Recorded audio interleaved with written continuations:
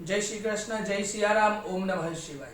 सर्वप्रथम आप सबको अधिक मास के 14वें दिन की हार्दिक शुभकामनाएं। अधिक मास के इस दिन का अध्याय का प्रारंभ कुछ इस प्रकार होता है कि नारायण जी बोलते हैं कि इस प्रकार चिंता करते हुए राजा के पास दिव्य रामायण के रचयिता वाल्मीकि ऋषि आए। ऋषि के आगमन होते ही राजा अपने स्थान से खड़े होकर ऋषि के चरण कमलों में नमन करने लगे। ऋषि को उनके आसन पर विराजमान किया और ऋषि के चरणों की सेवा करने लगे। राजा ने ऋषि के चरणों को अपने गोद में रखकर उनके चरणों को शुद्ध जल से धोने लगे और चरणों की सेवा के बाद ऋषि के चरणों को धोने के बाद जो जल बचा था उसका आचमन करके उसको अपने मस्तक पर छिड़क कर अपने आप को पवित्र किया।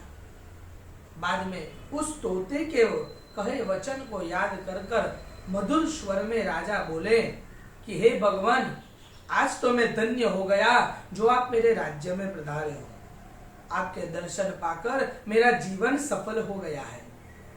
राजा के ऐसे वचन सुनकर वाल्मीकि ऋषि बोले कि हे राजन, इस प्रकार के नम्रता के कारण ही तुम धन्य हो। पर राजन, तुम मुझे चिंता में दिखते हो। तुम्हारी जो चिंता है तुम निसंदेह मुझे कहो, मैं उसका निवारण तुम्हें अवश्य दूंगा। ऋषि के ऐसे वचन सुनकर राजा वाल्मीकि ऋषि को कहने लगे कि वन में किसी तोते के मुख से मैंने जो वचन सुना था वो पूरी कथा राजा दृढ़धनवा ने वाल्मीकि ऋषि को बताई। पूरी कथा सुनने के बाद वाल्मीकि ऋषि राजा को कहने लगे कि हे राजन, मैं तुम्हें अपने यानी कि राजा दृढ़धनवा के पूर्व जन्म का चरित्र सुनाता हूँ। हे राजन, तुम सुनो। द्रविड़ देश में ताम्रवर्णी नदी के तटवासी सुदेव नामक तुम एक ब्राह्मण थे अपने पूर्व जन्म में।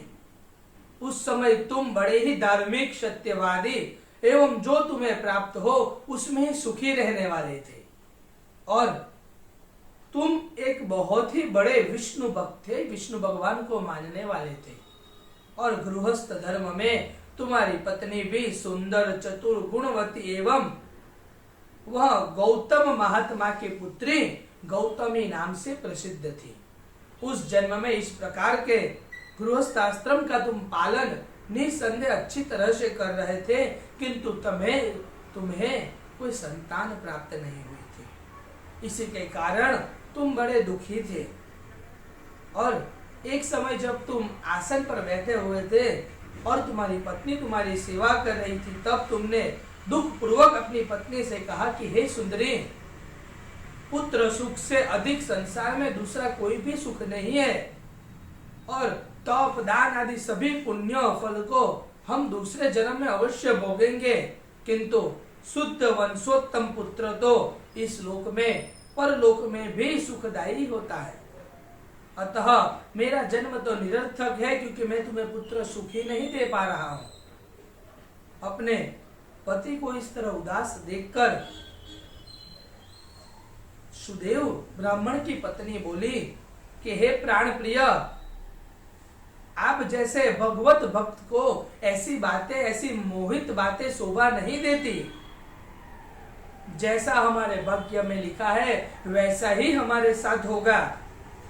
आप जानते ही है कि राजा चित्रकेतु ने भी इस प्रकार पुत्र शोक में बड़ी तपस्या की थी। श्री अंगिरा तथा श्री नारद जी के आज्ञा से उन्होंने बहुत बड़ी कितनों सालों तक तपस्या की थी, फिर भी उन्हें पुत्र मिला, पर वह पुत्र अपने पिता को काम न आया, सिर्फ दुखदायी ही रहा। अपनी धर्म पत्नी की यह विचार सुनकर वह ताम्रवर्णी नदी के किनारे पहुंचा। वहां जाकर नदी में स्नान कर तपस्या करने का प्रारंभ किया।